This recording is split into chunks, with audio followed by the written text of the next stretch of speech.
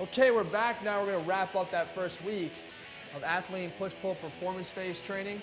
It's upper body pull. We already did the push on Monday. Now it's time to balance it off. We're going to throw in some core work at the end. We're going to start right here with what I call the inverted row. Great compound exercise. I don't care. You don't have to have 2 sawhorses here to get it done. You can use 2 backs of the chairs. You could use 2 couches. You could put it across 2 benches if you have them. You can put it across, I've even seen guys use a microphone stand across 2 suitcases. I promise I saw it. So we're going to come down underneath the bar. Now, the advanced version, legs are out, or beginner version, your feet are flat. Stare up at the bar, grab, pull your chest straight up. Down slow, pull straight up. You're going 4 sets of 12. Again, trying to drive your elbows back. Almost we could use what I call a hook grip, where you just have your fingers here and you don't wrap around. Because the tendency is if you have your whole hand wrapped around here, you're using too much forearm to try to pull up because you're not strong enough in your back. So if you just let your fake or hook grip here open up, you make sure you pull down with your elbows and make all the work occur in the back where it should be. We'll go next into our standing dumbbell row and kickback. 3 sets of 10 to 12. So again, the key point here when you're doing any kind of a row movement or dumbbell movement in space is to be positioning in your low back with a slight arch, because that's where you want to be able to protect your low back, number one. But secondly, you want to strengthen it just by kind of having it in this isometric position.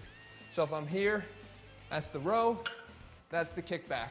And then reverse them and reverse them. So it's a 2-part motion. Here, row, kickback. Okay, squeezing up first, back, and down. Okay, what I don't want to see is here and tucked under to try to get it up, or here, and then as you go back to throw them back, you have to tuck under. Both of them are compensations because you can't handle the weight you chose. Take a weight that's going to make you fail in that 10 to 12 rep range. Next is our reverse lunge curl. So I'm going to take our dumbbells. Again, let's integrate more than one muscle group into one exercise. Again, this is what Athlete Next is about, and you haven't even made it through the first week yet, and you've seen this happen many times. It's going to continue to happen for the next 11 weeks. In this exercise, we're working our biceps, but we're going to incorporate a lunge into it. So reverse lunge as we come up, curl, down, up and curl. Always keeping your shoulders and head up, and then driving forward. 6 on each leg. So you're looking at 12 curls total on the set, 3 sets of those. Next, now I want to work into one of the more classic exercises to appear so far in the program, a dumbbell hammer curl.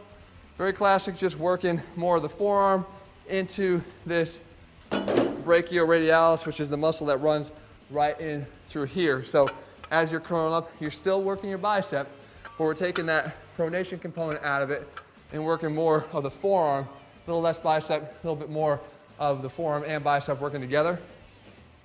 Just make sure when you do them out of an athletic position again. So never just standing straight up. Can't tell you how many times I see people working in the gym that look like it's the last place in the world they want to be. And they're sort of doing that. Get into it, get your feet grounded, be athletic, drive them up, bring them down slow. When you set your body up in the right posture, you have more strength from your toes to your fingertips. Okay, straight up. Lastly, we move into our core training, which is simple because it's only one exercise. And it's only one exercise done 4 times to as many reps as we can until we burn it out. It's the V-up Russian twist. I can take a dumbbell here or a medicine ball if I have it. Lay back. The V-up is this position, this balanced sit position where I feel my abs working. I'm leaned back enough that if I didn't contract, I'd fall backwards, but I'm also not leaned forward so far as to lose my balance forward. That's the V-up part. The Russian twist is this. We're gonna combine it into one exercise. So we start off overhead, come up, side, side, and down. Up into that V-up position, side, side, and down. Real tough exercise because we're calling on the abs and the obliques to work together. And one more. Up, side, side, and down. Once you hit failure, limit yourself to about 30 seconds rest and then hit it again. You'll probably start hitting failure sooner and sooner each time. Don't worry about it. The idea is just tax your muscles, get the work done, and get it out of the way, and then get out of the gym. Fast, intense workouts.